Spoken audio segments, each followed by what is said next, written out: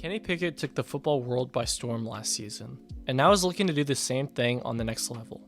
But first, let's see how he got here. A very good runner. Don't sleep on those legs. Oh, he faked the slide! Sauce time!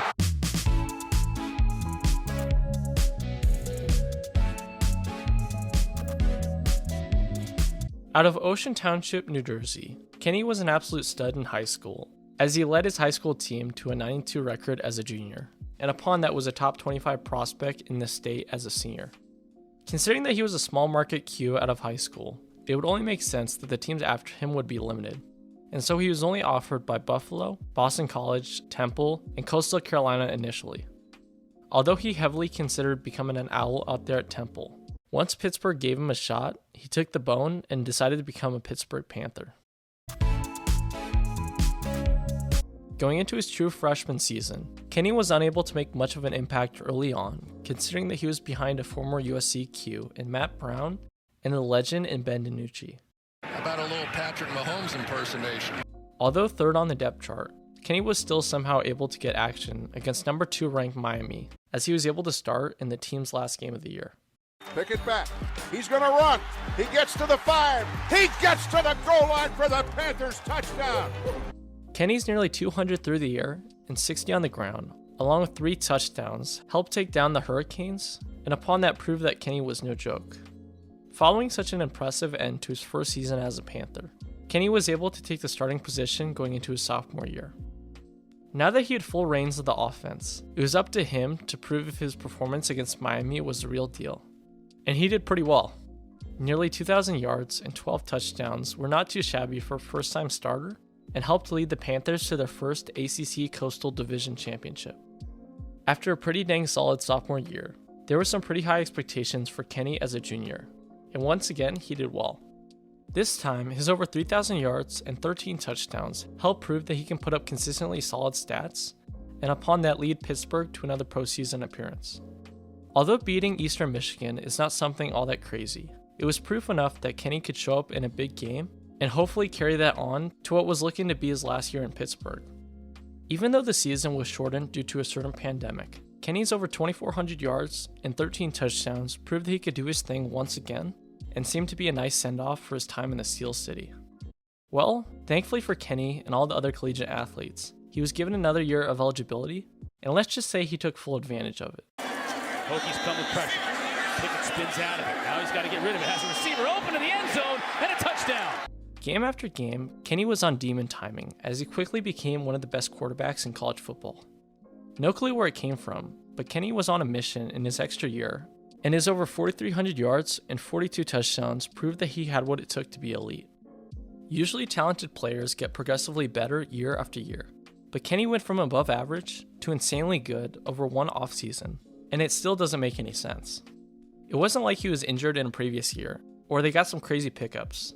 For some reason, Kenny just played like a star in his last season, and it has him as one of the top prospects going into the draft. As a fifth-year player, Kenny had as many touchdowns as he did in his last 3 seasons combined, like it was nothing. As you could tell, Kenny's elite play has taken my man to a completely different level, and upon that, the football world by storm. The only thing it seems like that people are concerned about is his abnormally small hands. Crazy enough, Kenny reportedly has the smallest hands of any quarterback in a draft event in the past 30 years. It sounds crazy to be this worried about something like his hand size, but the main reason it's a concern is the fact that it could lead to a lot of potential fumbles. Considering the fact that he had nearly 20 fumbles from 2018 to 20, it could very well be a legitimate concern, but one that should be taken with a massive grain of salt. If you rewind back to 2020, the same worries plagued Joe Burrow's pre-draft process, and his response to it says it all. If Kenny is able to keep up the same perspective going into this draft, then I think he will be fine. And although he has historically small hands, as long as he can throw the ball like he did last year, I think he'll be fine. As many analysts have echoed, he has pretty much every single thing you want in a quarterback, whether it's toughness, competitiveness, football IQ, etc., and it makes him a commodity even considering the whole hand size situation. Keep in mind that he had an over 67% completion percentage and over 8 games with more than 300 passing yards last season. So as long as he can translate that kind of play to the next level, then I'm sure he could do fine. The only real knock on his play is that he is good at most things. but not really great in any area, and that could keep him from taking his game to the next level in the league. But even then, an interesting aspect of his game is his experience, considering the fact that he has started for just over 4 years, and over that time has learned to manage a pro-style offense, which in turn lends itself pretty dang well to a team in need of someone who could make that jump to the next level quicker than most. You just saw it with Joe Burrow in Cincinnati and Justin Herbert in LA, among many others, so it's not all that crazy to think about. But considering the underwhelming play by the 2021 QB class, it could very well be a shot in the dark. Anyways, I think Kenny has what it takes to make that leap, and it seems like some teams have taken notice. Although many think he's going to end up being a Steeler, considering the fact that Big Ben just retired and Kenny played at Pitt, there are quite a few reports that Carolina is interested in keeping Kenny a Panther on the next level. A leading talent evaluator even went as far as to say that he doesn't think Kenny will make it past the Panthers, considering that their owner is a huge Pitt booster, and since he's aware of the Steelers' interest, he'll likely want to take him 6th overall.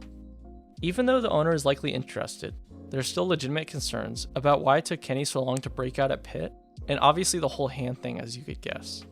But even then, head coach Matt Rule recruited Pickett to Temple initially, and could make the idea of picking up the New Jersey product that much more interesting. Carolina may need quite a bit of help all across the offense, and honestly defense as well. But a good quarterback could be the start of that, and if Kenny could play some good football, then he could potentially attract some talent like Joe did in Cincy. Nonetheless, there are a lot of questions surrounding Kenny and whether or not he has what it takes to make that jump to the next level. And in my opinion, I think he will need some time to develop before he can be the quarterback he was in his last year at Pitt. My man Kenny is even aware of this whole situation, as he's talked about how there are benefits of both sitting and starting as a rookie.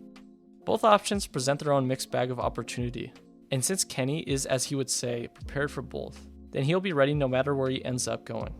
But nonetheless, considering his lack of consistently great play, I think that if he was thrown into a starting spot year 1, it would be pretty tricky. So I have a feeling it would be better if he went to a team with, say, an aging veteran or a good core around him, because it can be key to him having success in the league early on. He may be Johnny Consistent, as his quarterback trainer Tony would say, but consistency doesn't necessarily win Super Bowls, and so I think it will come down to whether or not he can be 2021 him or 2017 through 20 him to determine whether or not he can ball out. Kenny Pickett may be Johnny Consistent, but he needs to be Johnny Great if he wants to be a star on the next level. Pickett and time on this play, going deep, has Turner open. Got him at the 20. Cuts back inside of the 10. Thanks for watching the video. If you guys enjoyed, make sure to subscribe, like, and comment down below stuff you want next. But anyways, see you all soon, and peace out.